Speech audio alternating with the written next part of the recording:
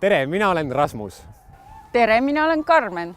Laulu- ja tantsupidu on nagu üks suur talgu tegemine. Alguses on suur õhin ja pärast on väga raske ja lõpus on jälle hästi tore ja saab talgusuppi. Ajast ja aega on eestlased talgutega suuri tegusid teinud. Tule 6. mail ja teeme kõik Eesti laulu- ja tantsuväljakud korda. Pane midagi, töökindad või midagi natukene argisemat kätte ja teeme üheskoos Eestimaa puhtaks. Lähme! Lähme! Aga millal on need piduriided selga võin panna? Ah jaa, üks asi veel. Piduriided pange valmis juba juuni lõpus. Kohtume laulu- ja tantsupeol, praegu kätte kindad. Hakka tööle. Koos me lähme. Koos me tööd teha saame.